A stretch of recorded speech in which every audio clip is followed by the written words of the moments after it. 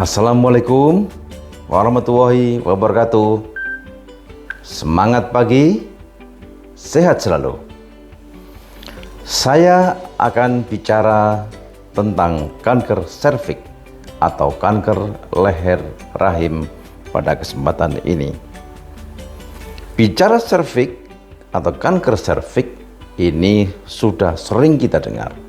Oleh karena itu, mari kita pahami lebih lanjut agar kita mendapatkan pemahaman yang komprehensif. Tentu, kalau kita bicara kanker serviks, terlihat di sini bahwa tampilan serviks atau leher rahim itu sungguh menakutkan. Karena semestinya halus, bersih, cantik, maka kalau sudah menjadi kanker, maka tampilannya tidak beraturan, penuh dengan keputihan, penuh dengan darah, dan tentu saja rapuh, disentuh saja sudah jaringan lepas dan menimbulkan perdarahan, sehingga penderita yang bersangkutan akan mengalami anemia. Kanker serviks tergantung stadiumnya. Dia bisa di lokal serviks atau bisa menyebar ke organ sekitarnya. Organ apa saja yang bisa terkena? Mungkin serviks sekitarnya ada kandung kencing, ke belakang ada rektosigmoid atau sekitar anus, atau juga bisa mengenai saluran kencing, ureter, atau ke depan bisa ke kandung kemih, ke uretra, ke vagina, dan bisa keluar ke vulva atau metastase jauh. Tahukah Anda bahwa kanker serviks itu sungguh menjadi salah satu pembunuh terbesar bagi kaum perempuan di Indonesia dan di negara berkembang? Kalau kita lihat di sini, para sahabat sekalian, kanker serviks itu menjadi beban yang berat. Kenapa? Karena di dunia ini setiap 1 menit ditemukan 1 kasus. Setiap 2 menit 1 perempuan meninggal karena kanker serviks. Bagaimana dengan di Indonesia? Ternyata setiap hari ditemukan 41 kasus baru di Indonesia. Dan setiap hari pula dilaporkan 20 kematian karena kanker serviks. Dan kita lihat bahwa kanker serviks itu sudah menyebar, sudah menjadi masalah dunia, dan beban ini semakin berat di negara-negara yang berkembang, di benua Asia, Afrika, dan Amerika Latin. Tentu pada pola ini kita bisa melihat bahwa kanker serviks untuk perempuan memang masih di bawah kanker payudara. Tetapi dari hari ke hari, dari bulan, dari tahun menunjukkan kanker ini tidak juga semakin menurun, tapi justru semakin bertambah. Di negara-negara yang berkembang semacam Indonesia dan negara-negara Afrika, Amerika Latin, banyak sekali kasus-kasus yang ditemukan sudah dalam fase advance, fase lanjut, udah stadium 2, 3, dan 4. Sehingga kita lihat di polionkologi, rumah sakit tipe B dan tipe A, banyak sekali penderita kanker serviks dan dari waktu ke waktu cenderung bertambah. Kita lihat di sini bahwa data ini menunjukkan bahwa kanker serviks di Indonesia ini ternyata adalah nomor 1, jadi mengalahkan kanker-kanker yang lain. Data ini konsisten di negara berkembang, di Indonesia, dan rumah sakit besar di Jakarta, Rumah Sakit Dr. Cipto Mangunkusumo. Ternyata kanker serviks itu menjadi atau juara di ranking 1. WHO melaporkan bahwa setiap tahun ada 490.000 lebih perempuan didiagnosa sebagai kanker serviks, dan dilaporkan juga sekitar separuhnya 240.000 meninggal setiap tahunnya karena kanker serviks, dan 80% lebih ternyata terjadi di negara berkembang. Ini sungguh sangat menyedihkan, karena ternyata negara berkembang itu menduduki proporsi terbanyak sebagai pemilik, sebagai pengidap kanker serviks bagi kaum perempuannya. Kita bicara serviks. Apa itu serviks? Serviks itu adalah bagian dari rahim yang menonjol ke vagina. Jadi dia adalah genitalia interna yang langsung terekspos berhubungan dengan dunia luar. Dan tentu ini akan terkait berhubungan langsung saat dia itu mens, saat dia itu berhubungan seksual. Ya, sehingga gampang sekali organ ini terekspos dengan dunia luar dengan segala macam pengaruhnya. Para sahabat sekalian, kanker serviks itu sungguh membebani perempuan. Kenapa? Karena sebagian besar didiagnosa dalam usia reproduksi, umur 30, 35, 45, di mana mestinya usia ini dalam keadaan sehat, bisa mengatur rumah tangga, mengurus anak-anaknya, dan bila didiagnosa ini menimbulkan masalah yang besar baik psikis maupun fisik. Dan tentu pengobatan kanker serviks menimbulkan banyak masalah, ya, masalah jangka pendek ataupun jangka panjang. Dan tentu kualitas hidup itu menjadi problem karena kanker itu selalu disertai dengan nyeri. Dan tentu saja bahwa beban psikis, fisik, mental, sosial ini menjadi hal yang patut dan kita prihatinkan karena ini mengganggu kualitas kehidupan para perempuan. Sekarang saya akan cerita bagaimana proses terjadinya kanker serviks. Kita lihat bahwa di dalam kehidupan manusia ini kita bicara tumor. Tumor itu adalah sesuatu benjolan, ya, yang tumbuh yang tidak normal. Tumor itu secara global dibagi dua, tumor jinak dan tumor ganas. Kalau tumor jinak ya tidak berbahaya dan ya sekitar situ saja, batasnya jelas, tidak ada metastasenya dan begitu diangkat selesai. Namun tidak dengan tumor ganas. Tumor ganas itu akan terus berkembang, tumbuh, berbiak, menghasilkan sel-sel baru tumor yang berbeda dengan induknya. Sehingga tumor ini berkembang segala arah, kromosom dan DNA-nya tidak beraturan, sehingga ini menimbulkan masalah di dalam pengobatan, khususnya di dalam masalah kemoterapi. Normal ada lapisan penutup serviks leher rahim yang disebut epitel. Tentu epitel ini pada serviks itu epitelnya itu halus. Namun ada suatu daerah peralihan, yaitu daerah pertemuan antara epitel yang pipih, squamous, epitel yang lonjong kolumnar dari dalam rahim. Jadi kita lihat, kita bayangkan bahwa vagina, serviks itu epitelnya pipih, sementara di dalam rahim itu epitelnya lonjong atau kolumnar. Maka pertemuan antara epitel lonjong dan epitel pipih itu namanya squamocolumnar junction, ya. Jadi squamocolumnar junction itu batas pertemuan antara epitel atau pelapis kolumnar dan pelapis pipih. Karena ini terpengaruh oleh hormon, kalau hormon estrogen tinggi, dia menonjol keluar batas ini. Kalau estrogennya tidak tinggi, maka dia masuk ke dalam. Ada sisi kelemahan pada daerah perbatasan ini, di mana epitelnya tidak matang, sehingga dia mudah sekali berubah bila ada trigger dari lain, termasuk dari virus. Bila seseorang kena virus HPV, maka HPV itu akan berproliferasi, akan berbiak, berkembang di situ makin hari makin banyak. Kalau daya tahan tubuh bagus, maka tubuh bisa mengeliminir HPV. Namun bila tidak bagus dan terus-menerus kena HPV karena berhubungan seksual misalnya yang sering, maka HPV itu makin lama makin banyak tinggal di situ, persisten dan ada terus sepanjang waktu. Maka HPV ini bisa berinteraksi dengan lapisan sel permukaan pada squamocolumnar junction, dan ini akan mengubah karakternya sel itu. Sel yang sudah berubah ini akan menjadi bizar, menjadi aneh, menjadi nakal. Maka dia tidak mengikuti pola-pola sel yang normal. Maka dia itu akan berbiak, mitosis, menghasilkan sel baru yang berbeda dengan profil normal. Dan itulah sel kanker. Kalau sel kanker ini terus berbiak pada daerah perbatasan itu, maka dia akan mengalahkan sel yang normal. Kalau sel yang aneh, yang nakal ini masih sedikit, itu kita sebut sebagai awal dari proses cancer.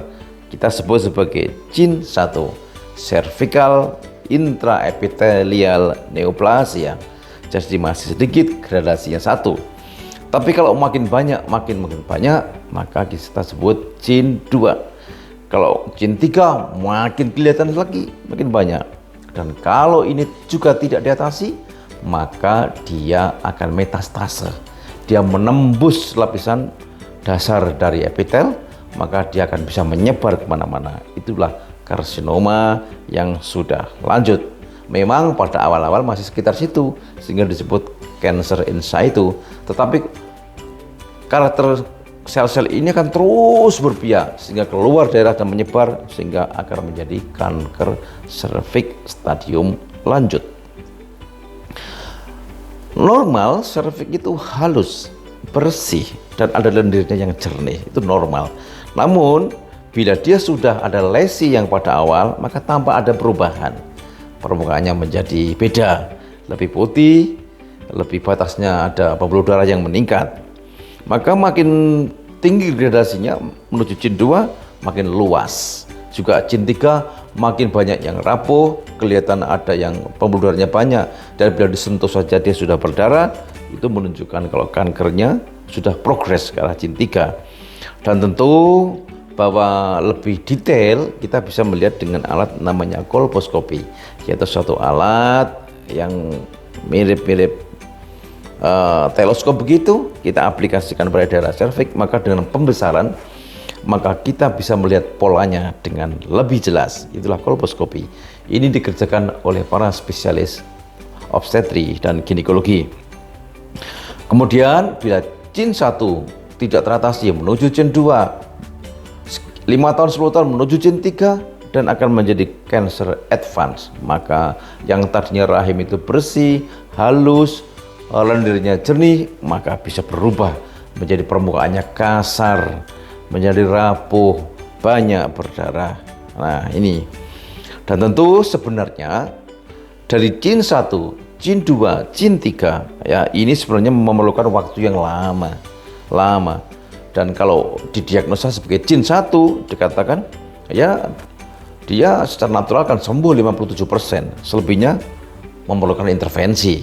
Kalau CIN 2 43% sembuh, CIN 3 32% sembuh. Tapi kalau diintervensi, dilakukan pembedahan atau model-model yang lain, ya maka dia bisa mendekati 100% sembuh.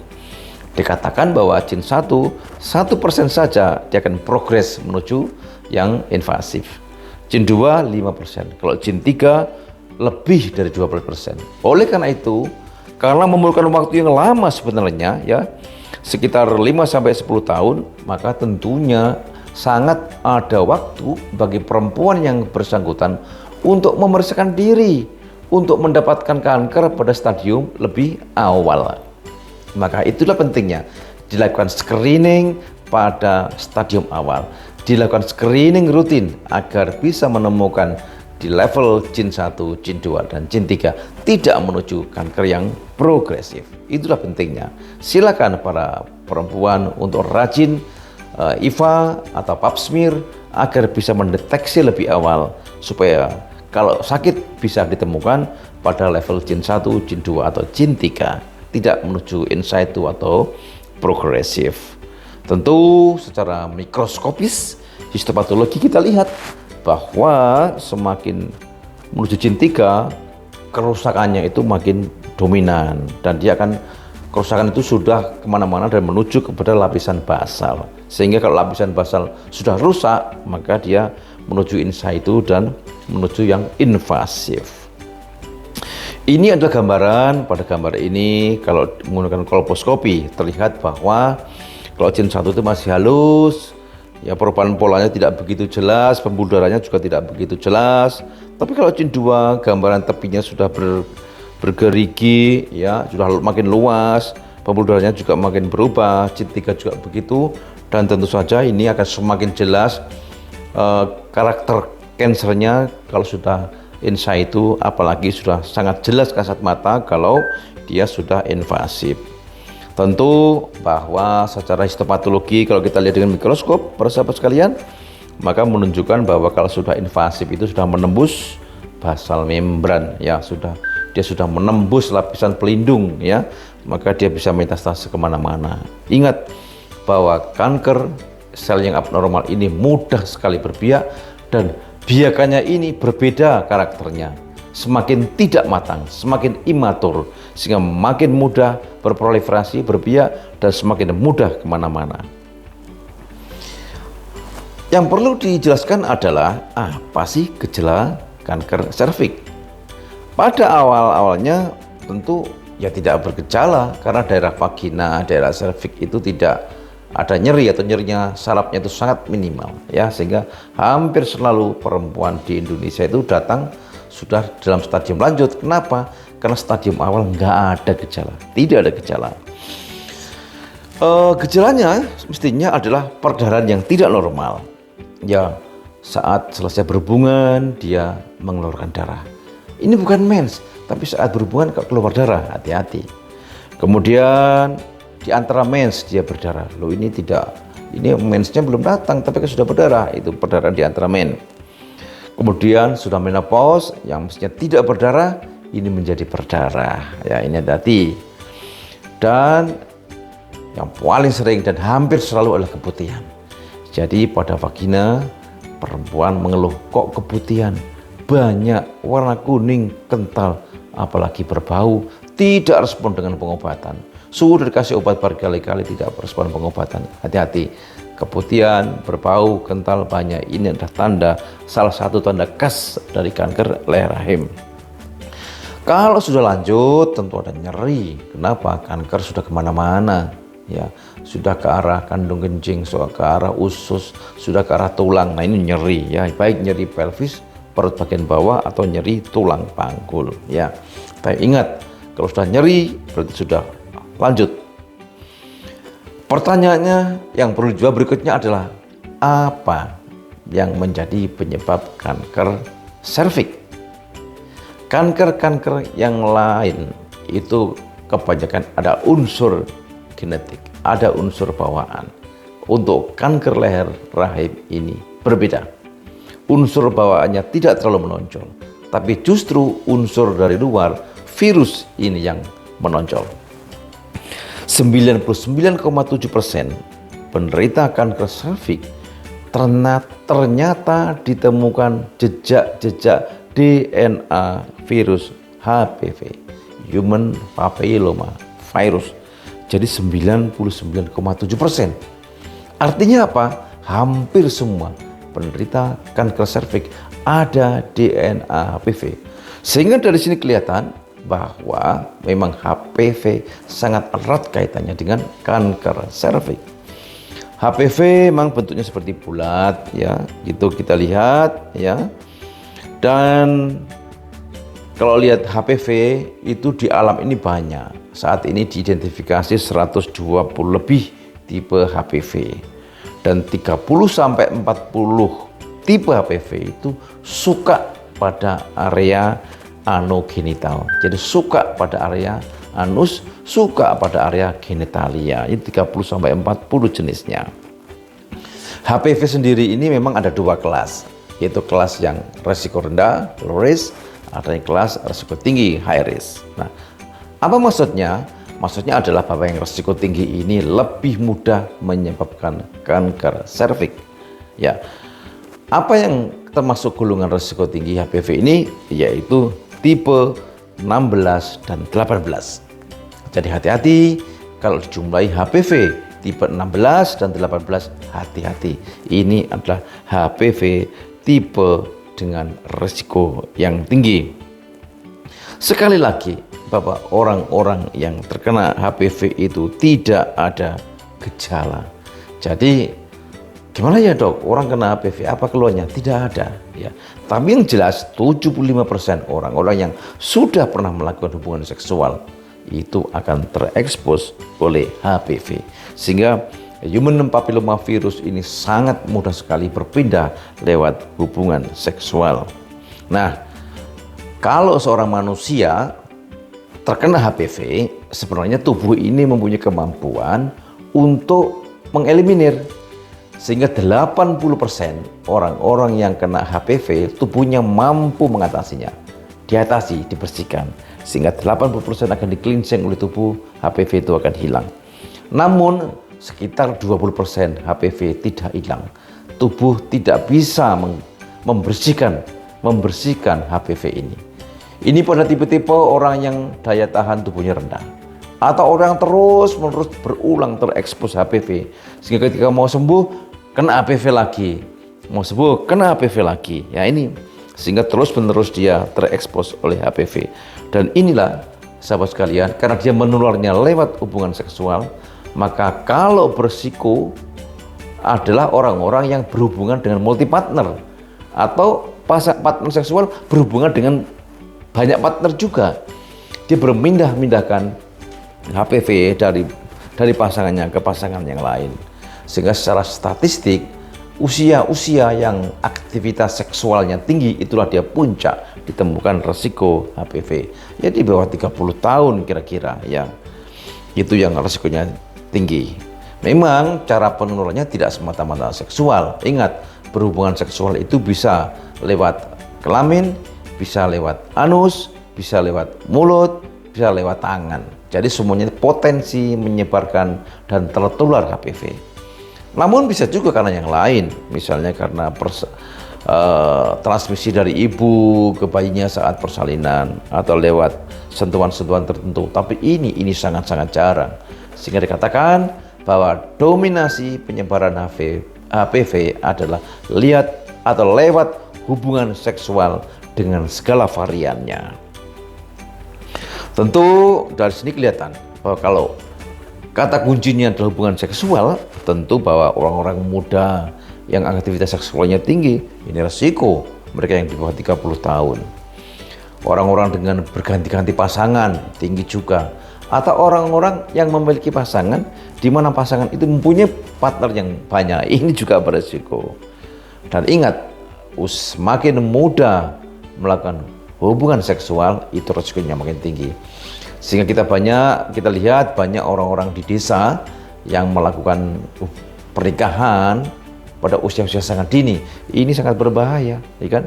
Ada yang 14 tahun, 15 tahun, 16 tahun sudah melakukan aktivitas seksual dalam perkawinan, karena memang di desa itu juga banyak sekali bahwa makin muda menikah itu katanya sih ada citra tersendiri, ya, keluarganya tidak malu begitu kira-kira, ya, tidak menjadi yang perawan kasep gitu.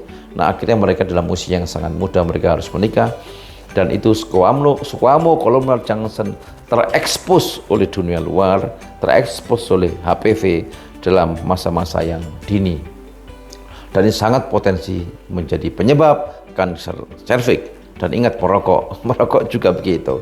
Jadi merokok ini juga berpengaruh banyak hal, karena memang ada beberapa karsinogenik yang ada di dalam merokok.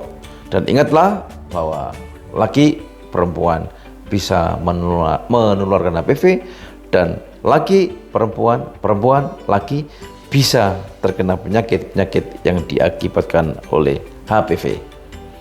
Para sahabat sekalian, para mahasiswa, saudara semuanya, ini untuk yang pertama. Nanti akan kita lanjut bagaimana kalau sudah terkena kanker serviks.